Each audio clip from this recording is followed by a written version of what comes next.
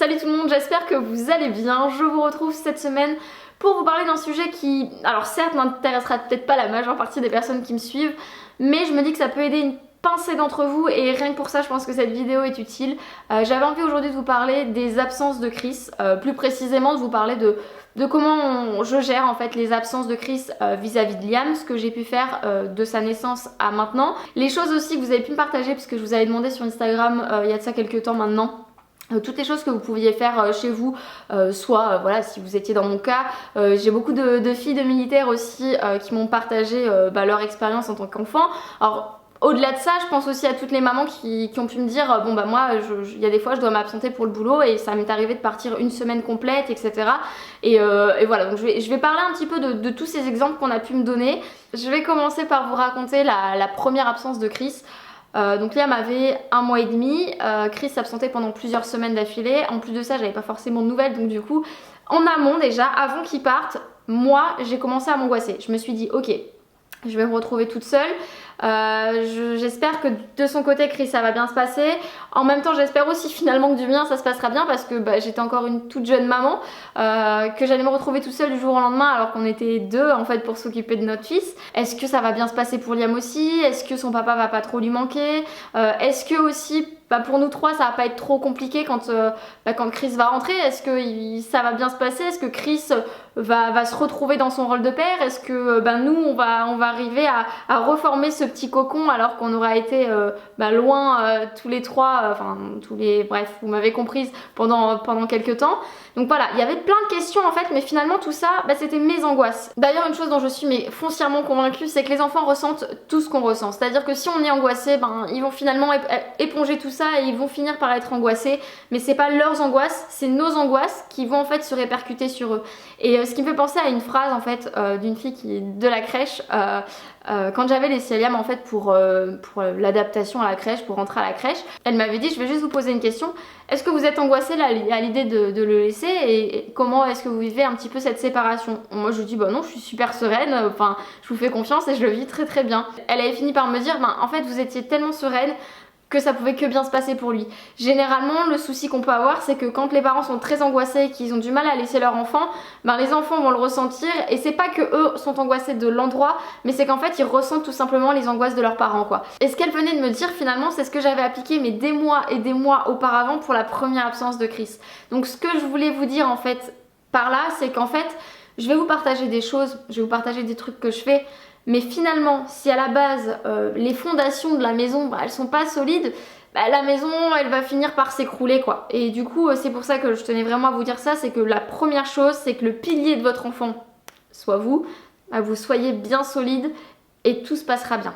Maintenant, quelque chose qu'on avait fait à ce moment-là, c'était que Chris enregistre un message vocal sur mon téléphone, puisque j'ai une application dictaphone, et en fait c'est un message que je lui avais passé tout au long de son absence, de temps en temps, comme ça je lui passais la voix de son papa, parce que je m'étais dit que dans le ventre déjà il entendait la voix de son papa et finalement ça allait être un peu dans la continuité de ce truc là, je sais pas, c'était ce que je m'étais dit à ce moment là et c'est quelque chose qu'on a gardé en fait et qu'on fait toujours. Alors là c'est sûr, Liam a 2 ans maintenant et il réagit vraiment à ces messages, du coup maintenant il voit qu'il y a le bouton pour appuyer et il rappuie dessus et il réécoute le message de son papa et il adore ça, il saute dans tous les sens, il crie papa, enfin voilà.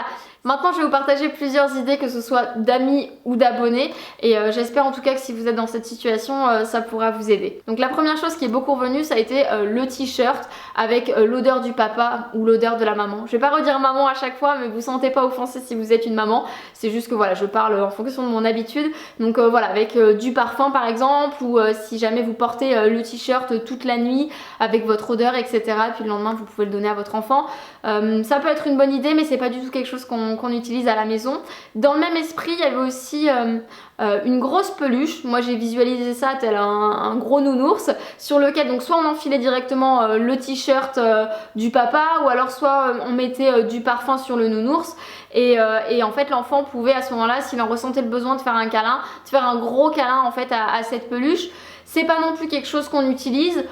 Peut-être qu'un jour je l'utiliserai, mais pour l'instant, voilà, je ne trouvais pas forcément ça utile. Une idée que je trouvais vraiment super, c'était une maman qui faisait ça quand son conjoint s'absentait. En gros, elle faisait un semainier et elle avait fait une espèce de frise en fait sur son frigo, sur laquelle elle avait mis en fait toutes les activités de la semaine. Donc par exemple, je sais pas, mardi on va voir mamie, mercredi tu vas au tennis, etc., etc. Et elle avait mis toutes les activités de la semaine, ce qui faisait que son enfant en fait pouvait se projeter en fonction des activités dans la semaine. Et à la fin de la semaine, bah il y avait le retour de papa quoi. Et ça je trouvais ça hyper intéressant.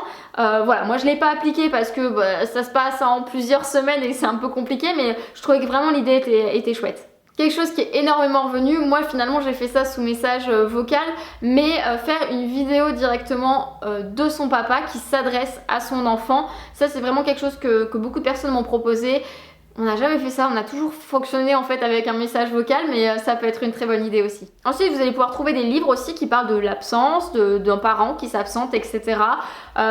J'ai celui-ci qui s'appelle Chichami attend papa. Alors je trouve que l'histoire est très intéressante, il m'a été conseillé par une de mes abonnées qui a un compte Instagram, je vous mettrai le lien de son compte juste en barre d'infos. Elle propose beaucoup de lectures en fait pour les tout petits comme les un petit peu plus grands d'ailleurs. Par contre en fait il y a un truc qui me déplaît, c'est que je suis pas du tout fan des illustrations. Désolée pour l'illustrateur, mais j'ai arrêté complètement de lui lire parce que j'ai du mal. Et Chris en fait quand il avait lu ce livre à Liam, il me dit mais c'est quoi cette page en fait? Et lui c'était pas tant le dessin qui le dérangeait, c'était la phrase puisque en fait dans la phrase il y a marqué ce soir papa n'est pas venu donner à Chichami son bisou de bonne nuit. Donc ça explique hein, c'est pas triste hein, là je vais vous lire juste cette phrase mais en soi l'histoire n'est pas triste. Et il y a marqué il n'est pas venu non plus quand le monstre du placard lui a fait peur. Et Chris quand il a lu cette phrase il m'a dit ouais on va pas la lire comme ça cette phrase, moi j'ai décidé de la changer hein, tu m'en voudras pas. Et donc du coup Chris avait modifié la phrase. Ça pourrait en fait donner des mauvaises idées à Liam et il pourrait avoir peur alors qu'il a pas du tout peur actuellement donc voilà c'est ce qu'on n'a pas trop aimé. À la limite vous pouvez très bien changer la phrase comme Chris l'a fait, mais c'est vrai que moi c'est l'illustration qui me dérange, je trouve qu'elle est un peu angoissante quoi. Donc voilà, après c'est juste une question de goût hein, voilà. Quoi qu'il en soit, il y a plusieurs livres de ce type-là. Il y a aussi des livres qui sont spécifiques à l'armée. Le problème avec les livres spécifiques à l'armée, c'est que c'est pour les un petit peu plus grands quand même. Donc ça va vraiment expliquer le métier et tout ça. Et c'est pas forcément adapté pour les tout petits. Donc voilà, si je vous retrouve plusieurs livres, je vous les listerai évidemment dans la barre d'infos. Alors ça c'est un truc que beaucoup de mamans font, en fait c'est d'imprimer la photo du papa et de la scotcher en fait au-dessus du lit. Il y en a beaucoup qui m'ont parlé de ça et que du coup pendant le rituel du coucher, et ben le papa était finalement un petit peu là et que ça faisait partie aussi du rituel que l'enfant fasse un bisou à leur papa juste avant de dormir. Je trouvais que l'idée était très intéressante. J'ai pas fait exactement la même chose, mais j'ai fait un truc dans l'idée. Donc en gros, j'ai imprimé cette photo de Chris et de Liam. Donc j'ai choisi la photo, j'ai mis un petit peu de temps à la choisir parmi mes 300 millions de photos. Mais voilà, donc j'ai choisi en fait une photo de tous les deux. Et j'ai choisi la photo où Chris en fait tient Liam dans ses bras et lui fait en fait un câlin. Et en même temps, il lui fait aussi un bisou sur la tête.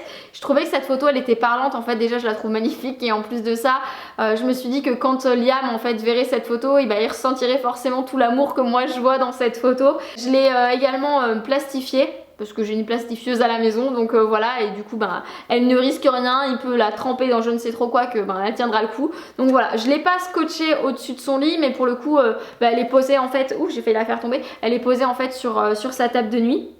Donc voilà, si jamais ça peut vous donner des idées. Donc là ça va être pour les absences longues et quand évidemment ça va être possible d'envoyer aussi un colis à votre conjoint, mais ça peut être sympa d'envoyer un colis du coup et de le préparer avec son enfant et de lui dire bon voilà écoute c'est toi qui vas choisir la carte, tu vas m'aider à choisir ce qu'on mettra dedans, tu feras un joli dessin, etc. Enfin voilà, préparez tout ça avec votre enfant. Ça fait toujours plaisir de faire plaisir et d'offrir et du coup je pense que votre enfant prendra autant de plaisir à le faire. Donc voilà, je pense que ça peut être vraiment une très bonne idée de l'impliquer dans ce colis. Ensuite quelque chose qui est beaucoup revenu, ça a été un colis ou alors des petits mots aussi en retour mais du papa. Ça je pense que ça peut être une très bonne idée aussi. Maintenant on me disait pas mal genre on va à la boîte aux lettres avec mon enfant et on regarde s'il y a une lettre. Moi c'est pas quelque chose que je ferais je pense parce que ça me ferait trop de peine en fait de voir que Liam il serait déçu qu'il n'y ait pas de lettre. Et ça je verrais typiquement sa petite bouille parce qu'il y a des fois il croit entendre son papa et il saute de joie et je lui dis non mon cœur il est au travail et ça m'arrache tellement le cœur en fait de le voir déçu que finalement c'était juste la voiture du voisin. Que en fait voilà, j'ai pas envie de le faire parce que ça va me faire encore plus mal de le voir et qu'ils se disent ah bah non il n'y a pas de lettre aujourd'hui. Donc dans l'idée de la lettre, ça peut être très sympa comme idée mais moi j'ai pas envie qu'ils l'attendent cette lettre ou qu'ils se disent ah maman viens on va regarder le courrier, peut-être une lettre de papa. Voilà, ça c'est ce qui me ferait un petit peu peur, mais je comprends dans l'idée de faire soit voilà, une petite lettre surprise à son enfant ou alors un petit colis surprise qui vient de son papa. Je serais plus dans l'idée de faire un colis surprise pour les périodes longues comme ça avec des petits cadeaux ou un petit cadeau que son papa aurait choisi et que voilà potentiellement on lui dit bah écoute tiens t'as reçu un colis de papa. Ça c'est une bonne idée, ça je pense que c'est potentiellement faisable que je le fasse à l'avenir mais pour tout ce qui est lettres je pense pas. Et pour finir, on va parler d'un calendrier, donc avec des jours en fait tout simplement à cocher. Je trouvais que l'idée était sympa mais je pense que c'est assez difficile pour un enfant de se projeter sur des jours et que dès que toutes les cases sont cochées, c'est fini. Je me suis dit que ça pouvait être très compliqué, que ça pouvait être aussi parfois un peu long. Après on m'a proposé une autre idée et je trouvais ça très intéressant. Donc en gros vous avez un point A, donc le départ de papa, un point B, le retour de papa et vous allez avoir une photo que vous allez faire avancer en fait au plus près jusqu'au retour de papa et je trouvais que ça pouvait être intéressant. Donc on parle pas de jour, on parle pas de tout ça mais au moins vous mettez ça sur votre frigo et tous les jours votre enfant peut regarder et se dire ah dans pas très longtemps ça se rapproche. Donc ça peut être une très très bonne idée je trouve. Maintenant je vais vous faire un condensé de toutes les choses que l'on fait à la maison et que l'on juge utile aussi. La première chose ça va être cette photo, ils s'en séparent pas et voilà ça c'est vraiment une super idée. Comme d'ailleurs avoir accroché le conjoint au-dessus du lit pour le rituel du soir, je trouve que c'est vraiment une très très bonne idée. Ensuite quelque chose qui n'est pas intentionnel mais finalement c'est Liam qui me l'a fait remarquer, c'est qu'en fait on a plusieurs photos de famille un petit peu partout dans la maison. Liam a tout un cadre avec plein de photos de famille, il y en a aussi dans le salon etc. Et c'est vrai que c'est quelque chose qu'il a tout au long de l'année, que son papa soit là ou que son papa ne soit pas là et en fait c'est vrai que Liam très souvent quand on parle de son papa et que son papa n'est pas là, il me le montre en photo, il me dit ah il est là papa et je lui dis ah oui c'est vrai il est là en photo etc. Et c'est vrai que ça permet de parler un petit peu de son papa à travers les photos et il aime bien les regarder et il aime bien en fait se remémorer des souvenirs etc. Et je pense que ça c'est assez important finalement. Même si à la base c'était vraiment pas fait exprès et les photos sont là en décoration en fait. Ensuite ça va paraître évident mais évidemment parler, discuter, expliquer les choses.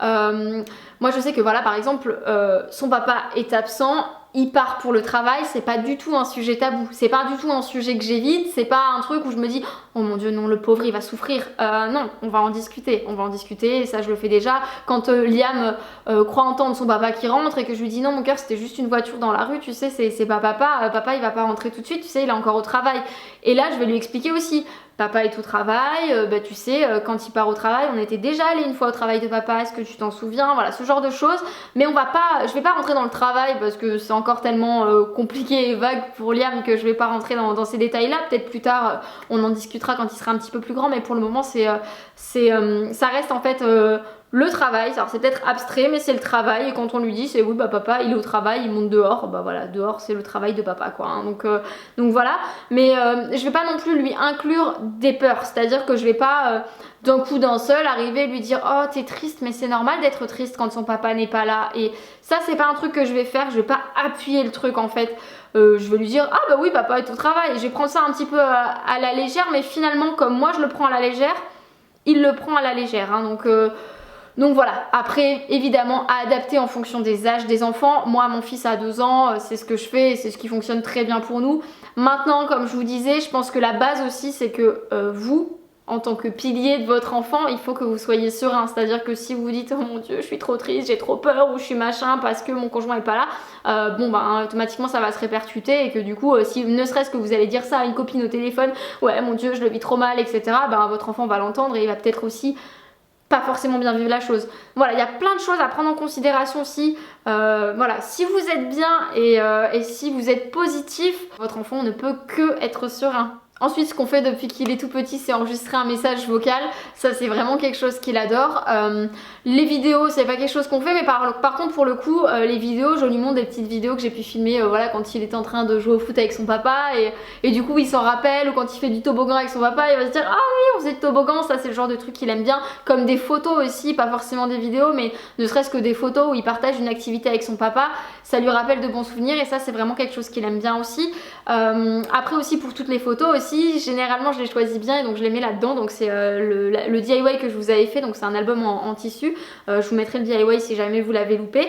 Donc voilà, du coup j'avais fait ce petit album et j'ai mis en fait dedans des photos justement où Liam était avec son papa, mais pas que des photos avec son papa. En fait j'ai mis des photos de nous, de famille quoi. Et il y a aussi des photos avec son papa et justement des photos où il fait du toboggan avec son papa, donc ça lui rappelle des très bons souvenirs.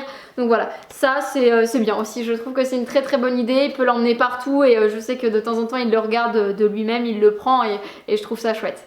Ensuite, quelque chose que je n'ai pas encore fait mais que je compte faire, c'est mettre en fait un calendrier sur le frigo avec les 15 derniers jours avant le retour de son papa.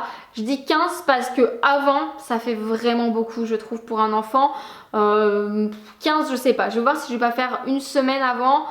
Je sais pas trop encore, je pense que grand maximum je remonterai à 15 jours et là du coup faire un calendrier avec des gommettes et Liam viendra tous les jours mettre une petite gommette et remplir le calendrier et à la fin ce sera le retour de papa. Ça je pense que ça peut être une bonne idée mais voilà vraiment que sur la fin et comme je vous dis je suis pas certaine de faire 15 jours, peut-être sur une semaine, je vais y réfléchir, je verrai bien. Donc voilà pour cette vidéo, j'espère en tout cas qu'elle vous sera utile. Si j'avais vraiment une astuce à vous donner, si vous êtes plus ou moins dans mon cas, ce serait vraiment de vivre les choses mais le plus sereinement possible et je vous assure que c'est la clé parce que alors, je sais ce que je dis, c'est très facile à dire et parfois moins facile à appliquer, mais vraiment prenez ça mais le plus positivement possible et le plus sereinement possible et vous verrez que ça sert à rien en fait de s'imaginer des choses, de se poser 1 million de questions en amont. Vous verrez quand vous y serez et dans tous les cas vous verrez que ça se passera beaucoup mieux que tout ce que vous avez pu imaginer. Donc sur ce je vous fais à tous de très très gros bisous et je vous dis à la prochaine. Ciao.